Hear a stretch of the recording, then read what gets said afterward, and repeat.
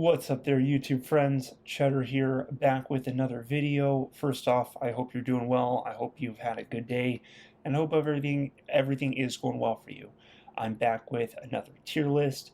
This time, I'm making a Quentin Tarantino movies tier list.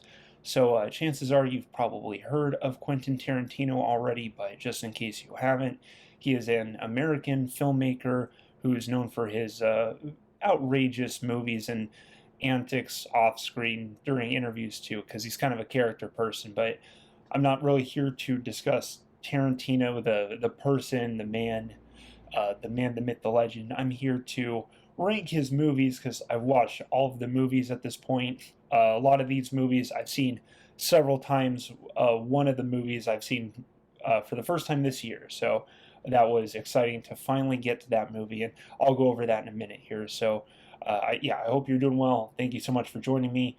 I wanted to also mention too, because I don't feel like I've been very clear in my past tier list videos, and clarity is important to me. So I just wanted to explain that in my tier list, when I'm doing my tier list, my rankings, I'm less concerned with how perfect the movie is, and I'm more concerned with the overall experience as a whole, so I guess basically I'm more forgiving of mistakes if I see a continuity error, or if I see out of focus shots, or if I see technical issues, a special effect that could have done better. I'm more forgiving of that as long as the overall movie completes its mission.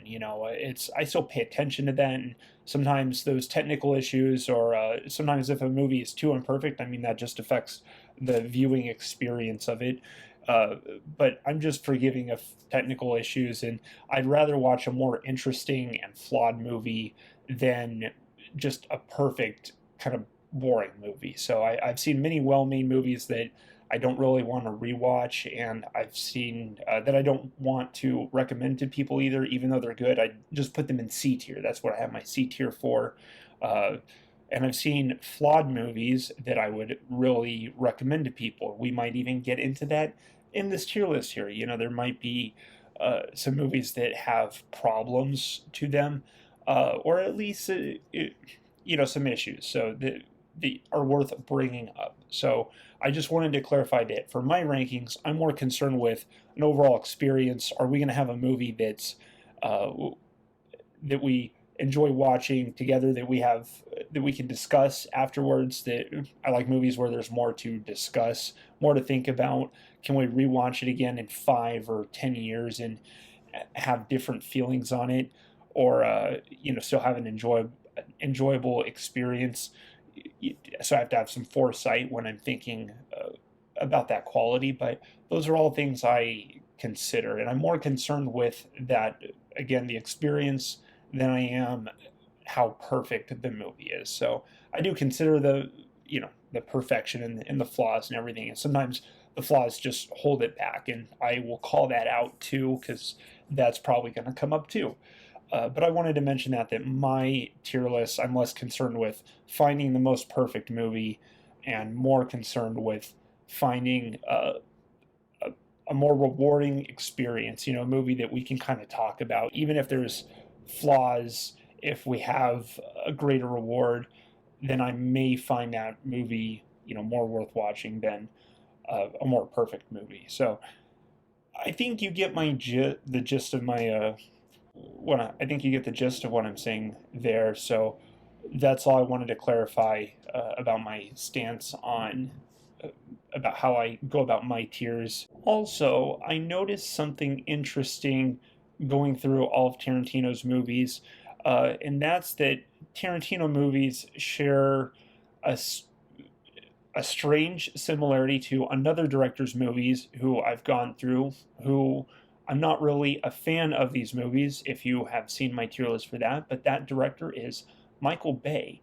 Tarantino movies are strikingly similar to Michael Bay. Actually, now that when I was going through it this time, the Tarantino movies this time, after seeing every Michael Bay movie, it was just kind of crazy because there's so many similarities. And I guess what I mean by that is what you may criticize a Michael Bay movie for are sometimes the best parts in Tarantino movies. And to be more specific, or slightly specific, there's scenes of like racial stereotype characters and racial jokes and racial humor. Sometimes that humor is in the middle of an action scene too. And in a Michael Bay movie, that was a lot of my problems. Is there'd be an emotional scene and then there's a joke in the middle of the scene, and it kind of ruins the drama or the intensity that's going on.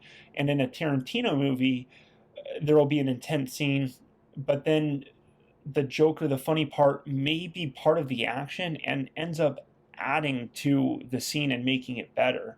And just it made me I don't want to say open my eyes, but just ask the question, how does it work in the Tarantino movies? Why does it work so well in Tarantino's movies? And how does he make it work? And why does it bother me in Michael Bay movies? And that's going to lead to my next point here, is why I love Tarantino movies, or what I love about it is why I think his movies work better than Michael Bay movies, and what I think his number one quality is as a director, is his ability to control the tension of a movie. He is, I don't want to say the number one master, but he is definitely a master of controlling the movie tension. He knows how to lower the tension and then raise the tension just at the right times, to make it feel like it's a wild ride. He's also really good at subverting your expectations, where there's times that, at least for me, to give an example, I swear there's a couple scenes throughout his movies where it seems like there's a romance developing between characters. It's going to lead to a sex scene, and then something else happens instead. The movie goes a completely different way, which intelligently leads to the next scenes, which helps just build on the story and, like I said, the tension. So that's where I think how he's most successful is just he knows how to control the tension of the movie. Also, I just kind of see him as a perfect, or a top tier movie chef, where he knows, in I should say more baking, where in baking sometimes you have to add specific ingredients, a specific amount for a specific time, and at the right time too, and at the right temperature. And there can be so many factors that go into you could compare baking to chemistry. I've heard that comparison before, and it seems completely true, because you have to balance so many chemical reactions in a time frame. And Tarantino handles that exactly like that in his movies, basically, where the elements are cooked for the right amount of time, and then you see them, complete and kind of blossom, or they come out of the oven at the right time. And then by the end of the movie, or by certain points, you see, okay, I see what this was getting to. And next thing you know, you're going down the hill of a steep roller coaster. That I'm just talking analogy wise there. I just mean that he's an excellent movie chef, a baker, where he knows how to mix all of the ingredients at the right time. So that's just why I think he can pull it off more than Michael Bay. Specifically, the tension. He knows how to make you feel what you should be feeling tense about, and how to affect that tension and play with it, basically. So that's where he excels as a director. I just wanted to kind of go over that. That's my 2 cents of watching all of his movies now and comparing it to Michael Bay. Okay, now I suppose I can go into the tier list itself. I can go into tier list house rules. I've been rambling for a minute now, or 10 minutes, just a 10-minute now. So we'll go over tier list house rules, and we can begin this tier list. So just to clarify, anything in the C and B tier is a 1 thumbs up. Okay, that's a thumbs up. I like the movie. B tier, I really like it. A and S tier, I love. Okay, if it's S tier, I think we need to shut up and watch the movie right now. I think it's a special movie that should be talked about, should be watched, and should be rewatched, and it's worthy of praise and movie discussion. A tier is great movies. They're almost S. Okay, a lot of A movies are almost S, but they're missing just one or two things probably to keep them out of it. A lot of my tier lists are based, I want to say, on the line itself, the lines between the tiers, and I try to put a movie in a tier and I try to see if it gets over, the tier line as a hurdle, and that'll be kind of how I weigh the movies. And so yeah, B tier is good. Anything in B, A, and S is a solid recommend. Okay, those are movies that I think you should go out of your way to see, right? Those are good movies. C tier is kind of a weird tier because it's for movies that I think are good, that I think are worth watching, but I'm not saying you should go out of your way to watch them, if that makes sense. I'm not giving them the recommend because I can take movie recommendation a little seriously. Our time is valuable, and if I'm going to recommend a movie to someone, uh, I think it should meet certain enjoyment expectations. I guess I should say. I think it should be interesting. And C tier is for movies that I think are good. They may even be perfectly made movies that I just think are not lacking in the entertainment, factor. So they're good movies that I'm just not giving them a strong recommend, if that makes sense. D tier is basically my disappointed tier. These are movies that I don't dislike, right? I like things in the movies, but there's some critical things holding back my enjoyment of the movie. So luckily they avoided the F tier. I don't think they're worth skipping, but uh, I just think get what I wanted out of these movies, basically. So I'm ready to jump into the tier list. Are you ready? I hope you're ready. Also, I know I just said, are we ready? Also, I'm going to try something new with this tier list. Normally, when I rank the movies, I go through the movies chronologically. So I rank the first movie and then the next movie. So I'd rank Reservoir Dogs, Pulp Fiction, Jackie Brown, and the Kill Bills, and so on. I'm going to do something different this time. I'm going to rank my least favorite to most favorite, or least recommended to most recommended movies instead. So I think that'll help be a bit more fun of, have a bit more of a game of you figuring out which one I'm going to put at the top of the list, and we can have fun with process of elimination.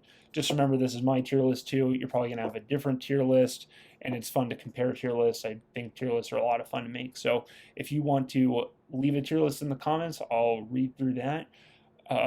Or if you just want to say your favorite Tarantino movie, that's cool too. Uh, yeah, and I'm going to rank them in my least to most favorite. Also, quick shout out to the person who made this tier list, Rockstar CG. He's made a few of the tier lists I use, so you probably won't even see this video, but fist bump to you, dude. You make some good tier lists because when he makes these tier lists or puts the format together, he makes it so all of the icons below are in a chronological order, which is how I like to present it, and it makes it easy for explanation. So shout out to Rockstar GC. Anyway, we are ready to start the tier list here at 15 minutes in. All right, let's go. My least favorite Tarantino movie. What is my least favorite Tarantino movie? Well, you might have guessed it. It's The Hateful Eight, actually. So, The Hateful Eight is my least recommended Tarantino movie. I don't think it's a bad movie, but it's the only movie. This is going to be kind of a tier list spoiler, but it's the only movie of his that I'm that's making it under B. Okay, it's the only movie of his that I don't recommend, and it's unfortunate because I think this movie had the potential to be one of my favorite Tarantino movies. I loved about 2/3 of this movie, and it was about the last third to 25% that really lost me. It was ultimately just the most disappointing Tarantino movie that I've seen, where I didn't feel like I got what I wanted out of this movie. There's still so many good shots in the movie. There's great acting. There's great music. There's so many great elements in the movie, and I I want to love it, and there's parts that I love, but it's such a frustrating movie for me because the movie has spoilers for all these movies too. So I should have said that too. If you don't want any spoilers, just skip to the end of the tier list. Uh, so the movie has. I'm not going to do deep spoilers either. I'm just going to go light spoilers. But the movie is mostly, or the first third is a long wagon ride where you get some backstory and some characterization. And I liked a lot of the wagon ride. And then when they first get to the cabin, it sets up sort of a not a who done it, but sort of a who done it murder mystery movie. And man, I was so on board then. I was pretty much on the edge of my seat. It was. I know it's silly putting it that way, but I was very excited when the movie got to that point, when they were in the cabin, we're trying to figure out who's a villain, who's a good guy, what's happening, and then I believe it's when the movie's told in chapters, and I believe it's when chapter 4 starts that some narration happens, and it just spoils. It just gives away the who done it mystery of the movie. It says I mean, I won't. I don't need to spoil it now, but you're just given a spoiler. Basically, you're set up a mystery, and then the movie spoils the mystery. And I think Tarantino was trying to break movie making rules and go for the subversion there. But for me, it just made it very disappointing. I was so excited to see something new, and ultimately, it just. I don't want to use the word devolved, but it just sort of uh, became almost what you'd expect in a disappointing way for me because it felt like I was getting something new with Tarantino. And I'm still like his crazy violent endings. It feels like it's hard to explain what exactly, but I guess there is like a revenge rape sequence in there that I just really don't like. I didn't think it was cool. I didn't think it was funny. There's just so many elements in here that I don't like and make me not want to recommend it. So while I do even think that the movie is mostly okay, and there's so many parts of it that are B and A worthy, I'm gonna put it in my D tier. Okay, because for me this movie is super lacking, and I'm just in I want to say it's reward factor. Okay, I was just disappointed with it. I didn't get what I want out of it. I don't want to rewatch it. If you're gonna ask Chet which Tarantino movie are we gonna are we gonna watch, can we watch? Because that's how I look at the tier list too. Is if we're gonna watch a Tarantino movie together, what is the one I say we shouldn't watch the most to the one that one or ones that I'm saying we should watch. This is the one I would say, please, let's not watch this movie. I don't want to watch Hateful Eight again. I don't think you're going to get the greatest experience out of it, even though there's great parts. I think we should watch literally any other Tarantino movie. So uh, that concludes the Hateful Eight. It's my least favorite one. Moving on, we will go, because Tarantino's made 9 movies. This is number 9. Ranking number 8. What's number 8? Um, so people are going to get mad at me for this. I know. I feel like this whole tier list is going to make people mad because uh, all these movies are very well made movies, and I am happy to rewatch any of these movies except for The Hateful Eight. So this next movie, I think, may be what people don't expect, because I know there's one movie particularly that's kind of low rated for Tarantino. I have a different movie. It's not Kill Bill, but it is Jackie Brown. Okay, and yeah, Jackie Brown would be my next least recommended Tarantino movie. And don't worry, I'm not putting in C. Luckily, these movies, all from here at this point, are so good. We're skipping out of C tier.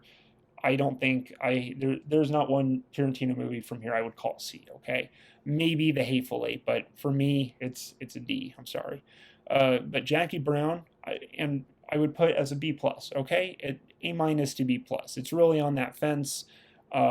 In some ways, I think it's solid enough to be A, but at the same time, why do I have it so low? It's mostly because I find the movie anticlimactic. It's solid. It's so solid. It's such a good crime movie, and there's so many just great things in it. But I guess when I'm watching movies, I'm looking for sort of a wow factor and something to really make me remember the movie. And as solid as this movie is in its story, I'm just not very wowed by it. It's mature, it's interesting, but everything just plays out so formal. And I get that Tarantino was trying to withdraw some of the style from Pulp Fiction and do something new, but I wish there was something super interesting to take away from the movie, because the most interesting part about the movie is just that it's contrast to his other movies, right? It's unlike any of his other movies because all of his other movies have so much style in them, and this one uh, is lacking in that style. And I know it's intentional, and it's still a really good movie. That's why I'm putting it in B. I do recommend this movie. It's really good. This is going to sound a little mean, but for me, it kind of feels like a TV movie, but the best TV movie that I've ever seen in a way. I still really like this movie. I kind of love it too. There's some great things, but um, just the characters that die kind of die suddenly and in a way that didn't wow me. It just made me go, "Oh, okay, they're dead now. I knew they were gonna die, but okay, they're dead now," and that's it. Uh, that's kind of what I was left with. So overall, I just don't have the memorable Tarantino moments. This is probably the least memorable Tarantino moments. I even remember some really exciting moments in the Hateful Eight that I really love, right? But its problems for me do not outweigh its pros, or yeah, the problems outweigh the pros for the Hateful Eight. Jackie Brown, solid crime movie. I would compare this to in another director, Christopher Nolan. He makes a movie called Insomnia. I would compare this movie a lot to Insomnia, where it's sort of missing the director's flair and style and uniqueness, but it's still just a solid, really good movie. And it's almost A in a way, but I wish there was something memorable, more memorable in the movie. But let me go on to the next movie now, which is Death Proof. Okay, Death Proof is my next recommended Tarantino movie. It might be weird for me to put this above Jackie Brown, but you know, I don't know how the Tarantino fans are feeling about this, but Death Proof is the movie I just watched this year. By the way, I've never seen this movie because I've heard mixed things about this movie, and so I just watched it this year, and just straight up, I kind of love it. I want to put it in A. I do, because I do love this movie, and as soon as I was done watching it, I wanted to just put it on again. It was that exciting. The movie does have something holding it back, and that's going to be probably, I feel like it's evident, but if it's not, the big problem for the movie is the first half of the movie is kind of bad. I do think it's completely intentional. Tarantino is too masterful of a director and too meticulous to where I don't think he didn't know what he was doing. I think the first half of the movie, because the movie it's a grindhouse movie, and it's made as in the vein or in the style of kind of a B horror movie from the 70s or 80s, and I've seen some of those, and this works in a similar format where the first half is it's just kind of boring, and you're like, just get to the point, and then when it does, it's a little goofy, and then it gets kind of exciting for a point, and then it's suddenly over. And this movie takes that format and really plays it to its strongest and loudest chord that it possibly can. Uh, Basically, what I'm saying is the momentum of Death Proof, right? It starts off kind of good. I don't know how I should do this for the camera. I'm sorry, this is all backwards. It starts off kind of good, then gets kind of really bad, and it makes you almost want to turn off the movie. And then you get to such a rewarding part. The last third of the movie is so fun and so awesome that just it spikes up. It just spikes up. It's through the roof. Some of my most favorite Tarantino stuff, kind of in a way, is the latter half of this movie. So I do want to put the movie in a way, but the first half does really hold it back. I do think it's intentional, and I think it plays to the movie's strength in a way. It's almost like a necessary evil, right? That's what I would call it. So it's an intentional flaw that because the first half is kind of boring and it sets a false expectation of you're going to get a repeat cycle and oh this is what the movie is, and then you get something totally different. He does a bait and switch with you, and he plays with your attention in this movie, and that's where you get something you didn't know that you wanted. At least that was my experience with it. And I do think the first half just holds it back. There's a lap dance scene in the movie that I just thought was it felt like a incredibly cringy and awkward, weird lap dance scene, and I just wanted to fast forward through the movie. I never fast forward through movies, especially if it's my first time watching them. I just bite the bullet. I just sit through it. But uh, if I rewatch the movie, I feel like there's a way you can cheat the viewing this movie where you can almost just skip to this car accident that happens in that middle point, or skip to right before the car accident, watch that part onward, and you have a pretty great movie. But then again, I don't think I think you need the falling expectation to elevate the latter half. I think the first half almost does some work by kind of sucking in a way. So it doesn't necessarily suck. I think it's doing its job, but it still doesn't make it any better to watch. Okay, when you watch the first half, or for me, I just want to fast forward through it and get to the good stuff. But this movie, I'm glad I put it here in this tier to compare it to Jackie Brown, because Jackie Brown as a movie feels like its momentum as a movie feels like it gets good and then it just stays. It stays at the same good the whole movie, and it gets pretty good and it just stays this good through the whole movie. And then in Death Proof, you have a way deeper low in the movie that you got to sit through. Okay, the movie makes you work for it, but it's a rewarding movie and it's a memorable movie, more memorable than Jackie Brown, in my opinion. Okay, that'll be it for Death Proof, and actually, that'll be it for B tier.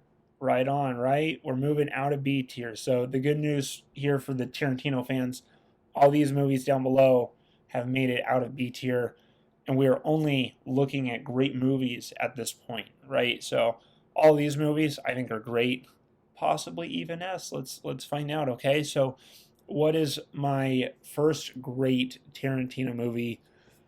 We are on to movie number 6 too, so we're almost at the top five, but not quite. Which one didn't make the cut, unfortunately? Because they're all very good. They're all very great. In the first one is Pulp Fiction. Oh my gosh, Reservoir Dogs.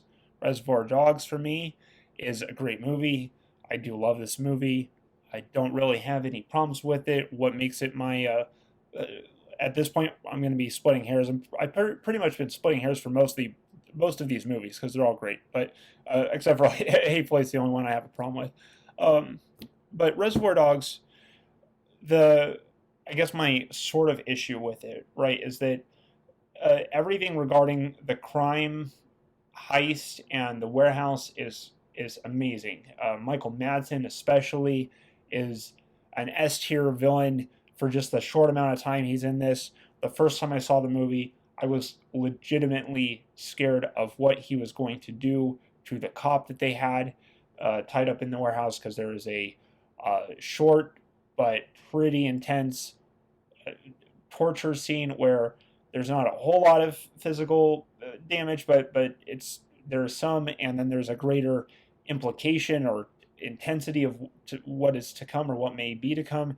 And Michael Madsen, I thought, is just legitimately scary, frightening as a human. He's not even some like boogeyman character. He just feels like a complete soulless, like an honest psychopath. I guess I would say that, almost a real life psychopath man who just has lacking in any concern and is it has fun, uh, just in the demise of people and things. It was freaky. So Reservoir Dogs is great. In some ways, man, it's almost S tier. But what kind of holds it back for me is how the movie cuts to, um, uh, just cuts back to, it's like the crime family stuff, okay, and it just ruins a little bit of the momentum for me. I think Tarantino, because Reservoir Dogs is his first movie, I think Tarantino as a filmmaker was still figuring out how to balance the multiple storylines, and so uh, it just it felt like that was lacking a bit, or it just could have been more thrilling. But anything with the crime stuff is great. It's a great movie. I recommend for me. Yeah, it's awesome. So, what is my next movie? What is now number five? What's made the top five? We're in top five Tarantino territory. That's fun to say. What is top five? I'm gonna give it to Django Unchained. I do love this one. This one's pretty awesome. It's a Western movie about this bounty hunter who's helping free slaves basically, and while he's hunting bounties, and uh, I love this one. This one basically just has some hard violence in it that's extremely hard to watch, and it's one of the only reasons why I don't ever want to rewatch the movie, but I still love to watch this movie because Christoph Waltz is awesome as his dentist bounty hunter character. Jamie Foxx is so funny and awesome as Django. Even Leo as Calvin Candy, I really like a lot. I think he's excellent villain in here. Not my favorite of the Leo roles, but it's I thought he did a good job as Calvin Candy. Anytime he's basically a rich asshole, I think is where he excels. And yeah, I love this movie. It's I guess I'm not really I'm not going to criticize this movie. It doesn't have any glaring problems. I guess I just think I like the other movies that you may see down below listed more. I will say something I like about Django is that it does touch on a very important and sensitive subject. It's cool to see a character going about helping free slaves, and the anti-slavery message is just cool from a civil rights perspective, because fuck slavery, and it's cool to see. But and it feels more important. It adds this sense of importance to it. Um, and at the same time, while that can make it more important than some of the other movies listed, like Once Upon a Time in Hollywood or something. Um, I don't know. I guess the movie, it just feels like a straight, fun Western action movie, and I get more artistic wow factor from the movies listed below, right? But Django, still a wow movie. It's in my top five at this point, so I hope no one's mad at me for not putting it lower. I don't know how the Tarantino fans are actually, but in my eyes, Tarantino fans put almost all of his movies in like S or A tier, because I just know he gets a lot of love, but and he's such a great director. But um, yeah, Django top five for me. Great movie. What is now the next one? Oh man. Okay. Well, um, the next A, right? I'm gonna give it to Once Upon a Time in Hollywood. I do love this one. This one is a lot of fun. I love any time Tarantino's approaching history. I really like these ones a lot. And this one, he's going back to Hollywood in, I believe, the 1960s. To maybe yeah, I don't think it's 1950s. I'm pretty sure it's the 60s. To a specific era of Hollywood, and I just like its depiction. It really takes you into the world. It's such a for me, this is a very different Tarantino movie than his other movies. It does at the end devolve or become, a parade of violence, just like Hateful Eight. And I've even asked, why does it work for me in Once Upon a Time in Hollywood and not so much Hateful Eight? And I think it's because Hateful Eight was setting up a murder mystery, and then what we were given instead was the parade of violence. And I just wanted things to play out a little different because it just deflated all of my interest in the movie. And in Once Upon a Time in Hollywood, it feels more of the natural escalation. You are expecting some sort of violent attack to happen, just given the nature of the movie, because it's about part of the Manson murders, and it plays out differently. Tarantino changes the history in this movie, and I don't. I know some people have brought up some offensive, like this might be offensive to Sharon Tate or this might be offensive to Bruce Lee, and I don't think any of that stuff is offensive. I found it all as like, even if some of it's tongue in cheek or a little bit of a goofy, in a goofy way, I saw it all as like out of a respectful way, especially since he was including it in the movie, and it wasn't like Bruce Lee was goofy, but he wasn't a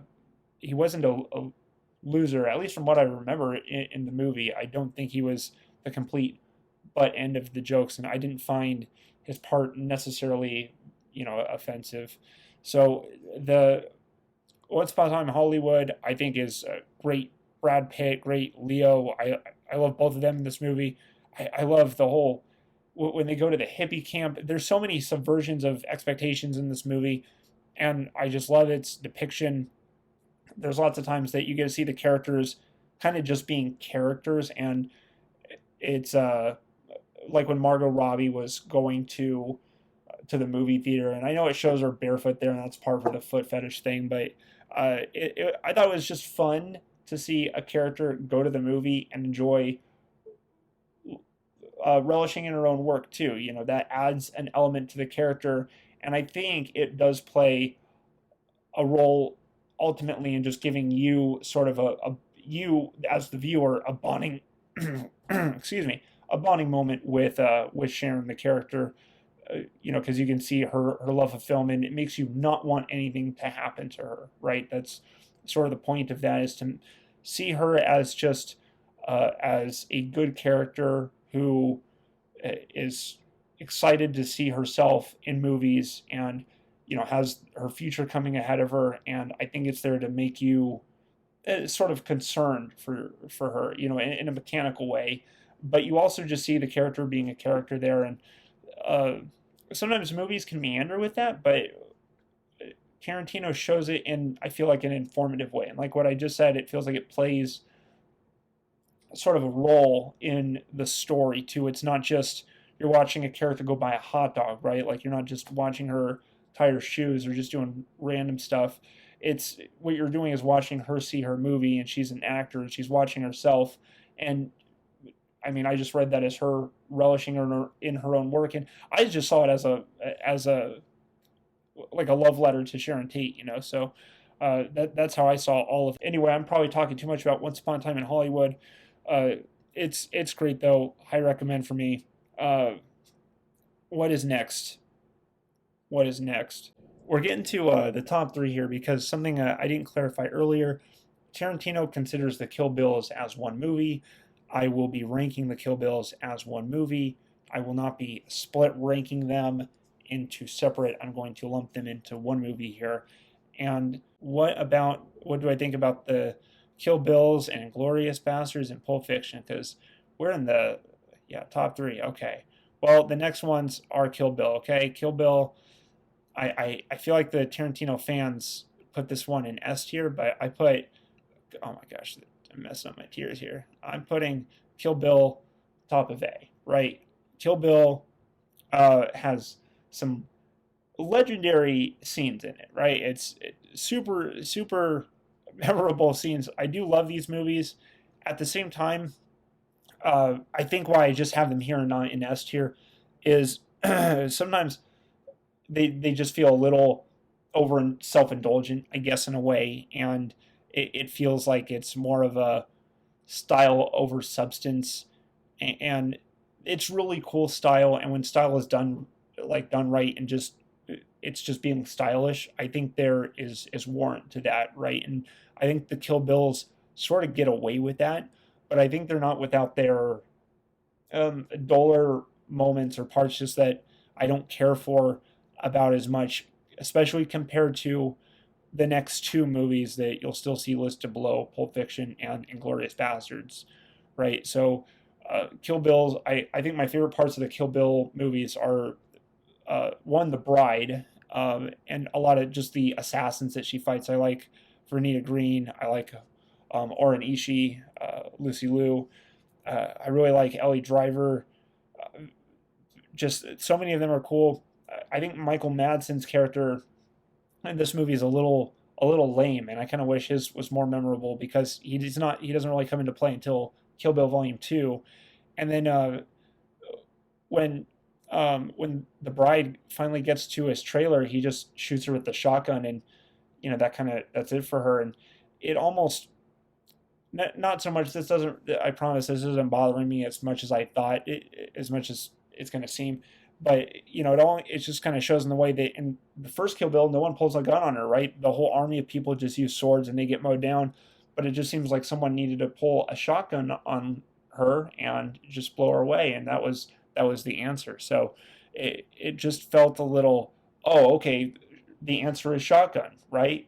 I mean, yeah, the answer is always shotgun. So, and his out of all the assassins, his character is just a little lame to me, uh, and maybe that's part of it. Maybe it's supposed to be a joke. There is a joke made about him. He's the least interesting out of all of those assassin characters, right? The group that tried to assassinate the bride. He's just this weird. He's like a cowboy uncle or a strange uncle in these like Hawaiian shirts with a cowboy hat, and he just looks so like a dorky uncle on vacation or something like that. I don't know how to describe it exactly. He just doesn't look threatening. He looks goofy to me, and he seems goofy in the movie because he's so quiet and timid. And he doesn't seem stoic like I think he's trying to be portrayed as. He just seems a little like, oh, okay. I don't know. He just seems kind of out of it. I, he's the least memorable part of probably that whole Kill Bill, the whole Kill Bill saga for me. And I wish he was a little bit different.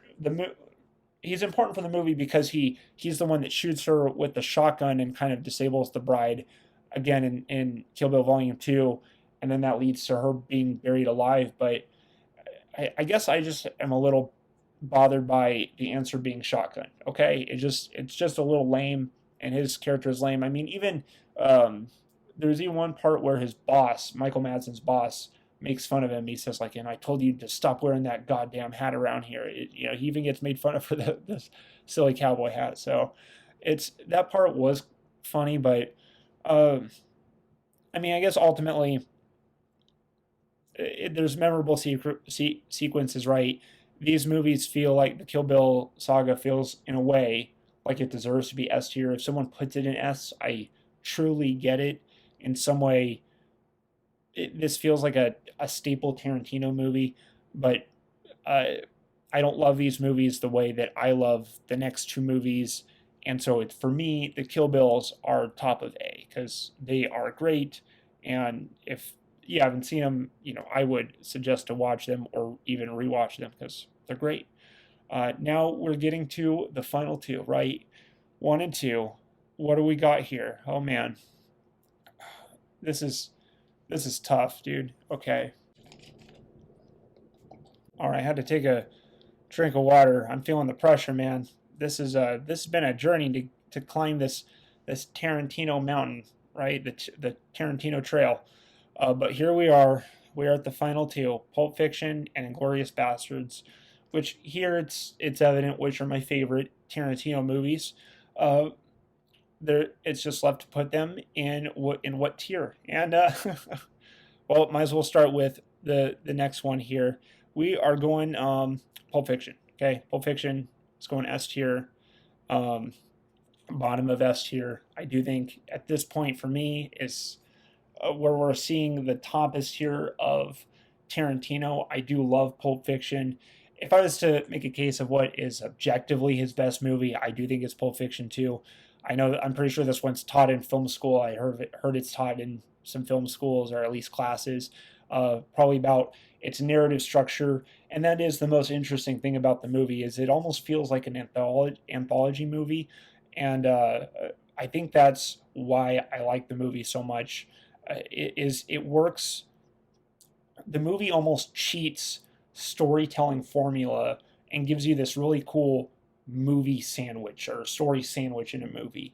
And I love sandwiches. So I'm happy to explain this analogy. So in the beginning of Pulp Fiction, you get the diner scene. That's like the bottom bun, right? That's the bottom bun of the sandwich. And you get the start and what's going to go on top of that, right? What goes next? Then you get the meat and the veggies of the sandwich. I mean, it kind of depends if you're vegan, omnivore, what have you. But I just mean the main parts of the sandwich are here, which plays out in the three main narratives. And with how the narratives play out, it's cool because they each get their own like beginning and then rising action and to a climax, and then uh, that that segment of the movie, that narrative ends on a very climactic note, and then kind of leads into the next narrative, which is a whole. It's like a whole ingredient on its own, but does tie into the whole sandwich. It's all related together to combine its full, its full meal. And so the next ingredient, the next narrative has its own beginning and then rising action into climax. So you get a whole most movies have like a structure to them where you have the beginning, the rising action, the climax. And this plays out in an act 1, 2, 3 structure, but you get kind of uh, the build to the climax, right, and the climactic scenes. And so Pulp Fiction cheats this by giving you multiple climaxes, and then the climax at the end of narrative three is the most climactic one, which is right where your normal climax would be at. Your normal movie climax would be at the latter, about that spot. And so in narrative, at the end of narrative three, that's when Bruce Willis saves Marcellus Wallace in the horrifying rape dungeon. And that when Bruce Willis is leaving there and he makes that decision to go back and save Marcellus Wallace, that is one of my favorite just movie character decisions that I like watching in a movie. It's just so cool to see him go back and then save Marcellus Wallace. I don't even think I have any complaints about Pulp Fiction.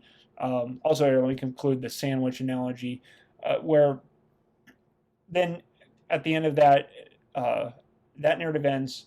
Then you get the ending diner scene again, which links back to the beginning diner scene again. Those are the buns of the sandwich, and you have all of the context of Sam Jackson and John Travolta's characters, of how you watch the movie play out before, from all the narratives. So basically, each one of those scenes works mostly in their own regard. That the buns have to work kind of together, but each of them is like it's like watching several shorts that somehow tie together into a movie, and not because of the buns, but the buns really package it together. Those diner scenes. So it's and all of them are fun. All of them are fun and climactic. I love Tim Roth in it. You get some of the best Sam Jackson moments ever. I think John Travolta is cool in this movie. Uh, I think Bruce Willis is cool in the movie. The only thing, there's only one part I don't like in this movie, and this is literally a nitpick. Okay, this is not even a problem with the movie. This is just one thing I wish was a little different. Okay, and that's after Bruce Willis saves Marcellus Wallace in the rape dungeon, and they're both standing there. Uh, Marcellus Wallace, Bruce Willis asks Mr. Wallace, "Are they cool?" And Mr. Wallace says that they're cool, but Bruce Willis can't show his face around town anymore, and he has to leave and never come back. And I I, I just couldn't help but feel like, man, he just saved you from the rape dungeon. He's your best friend now. You don't tell him to never show your face there. Like, you're going out for lunch. you're like he's on speed dial. You know, that's your homie now. Like that's your best friend. It's or one of them. You know, that's that dude saved you from like one of the most horrifying deaths you could ever experience. You know, in a rape dungeon. So that's your best friend. So I just didn't like that Mr. Wallace, Marcellus Wallace, told Bruce Willis to not show his face around town anymore, and I just like it. It just kind of made me sour. You know, it's totally within Marcellus Wallace's character. You know, he's just a gang leader guy or some kind of kingpin, crime kingpin, right? And so he it seems in his character, but at the same time, I just wanted it different. Okay, that's all. I just wanted it different. But that's the only thing I have. That's the only complaint I have when watching Pulp Fiction. I don't like that he tells him to get lost. You know, like that should they should be best friends because Bruce Willis didn't screw him over that bad, and he saved him from the rape dungeon. Man, I never get over that. Then we got top of S here, right? Inglourious Basterds.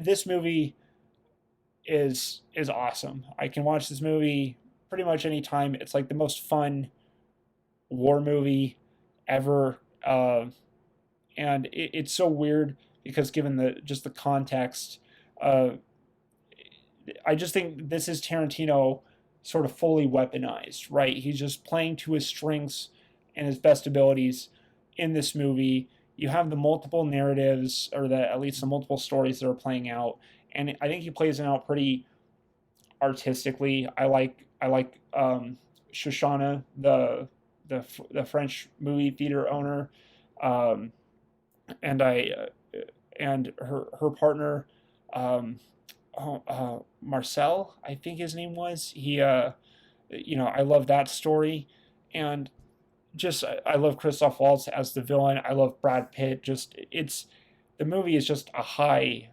when you're watching it, and all of the violence, like especially the when I was talking earlier about the Michael Bay strengths and weaknesses to Tarantino, this movie sometimes I feel like exemplifies that. Right, there's a part where they're in a diner. I'm trying to think to be more specific, where some of Brad Pitt's team goes into a German bar at night. They're going to meet up with an informant who is um, von Hammersmith. It's like Bridget von Hammersmith. She's a famous actress, but she's an informant from German. She's informing to uh, the British and the Americans and everyone. And so uh, they're going to meet with there. In that scene, there is both comedy and intensity mixed.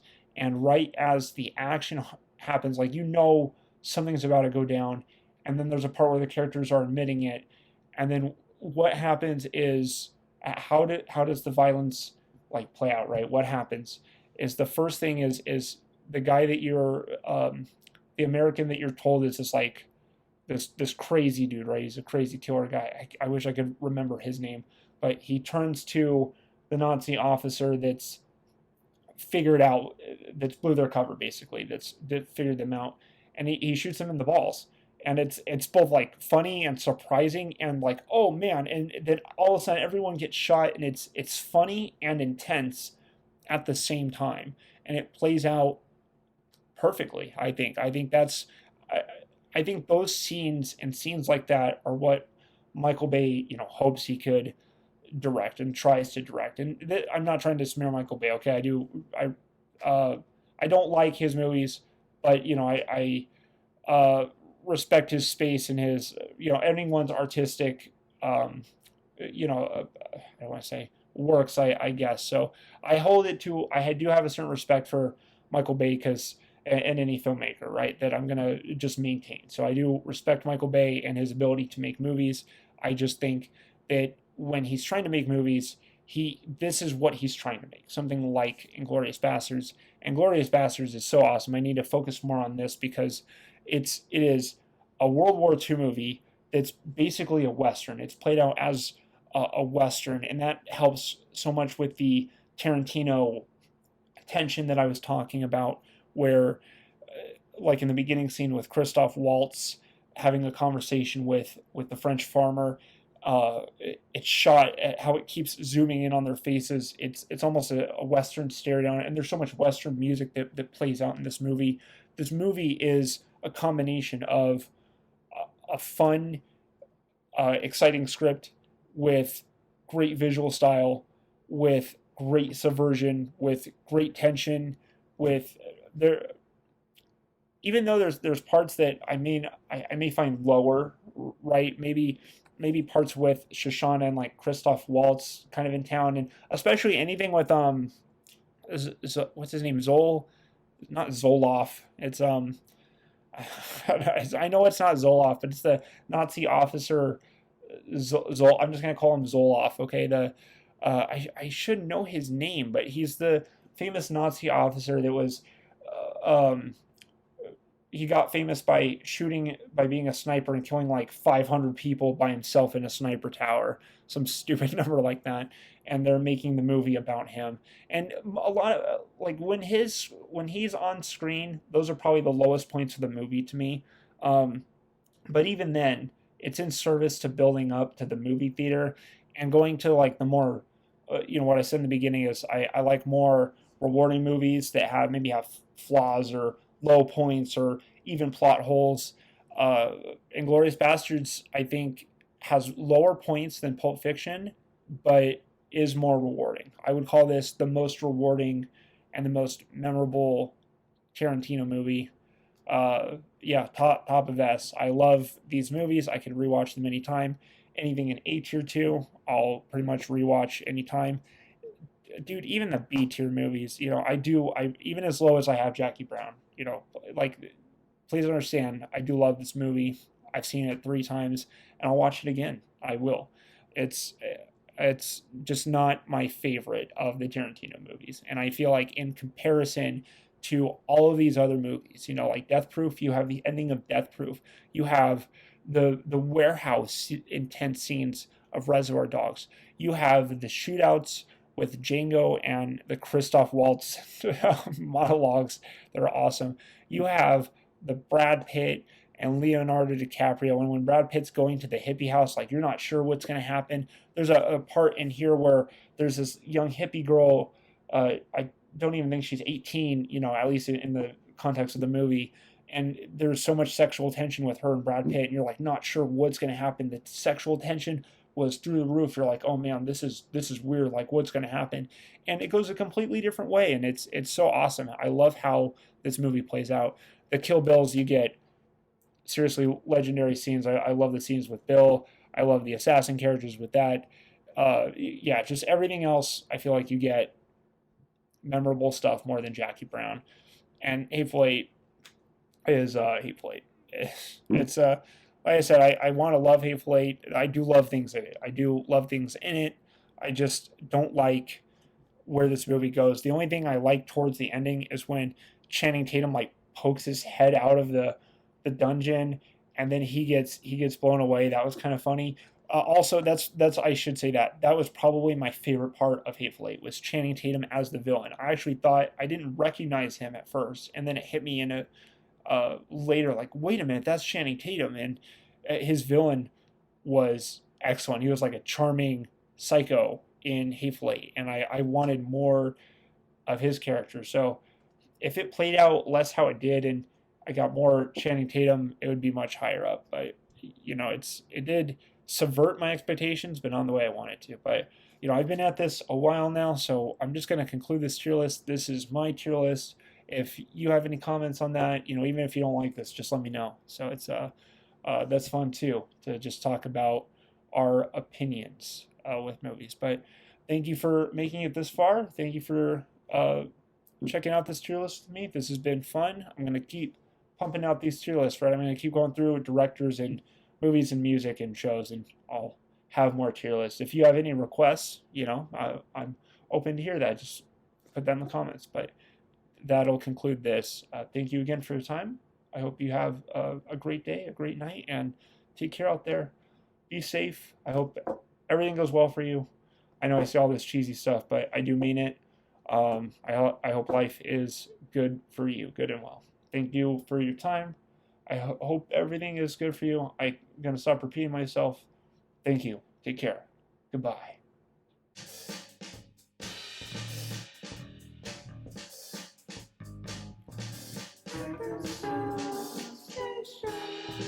I'm catching a ride, you know it's alright.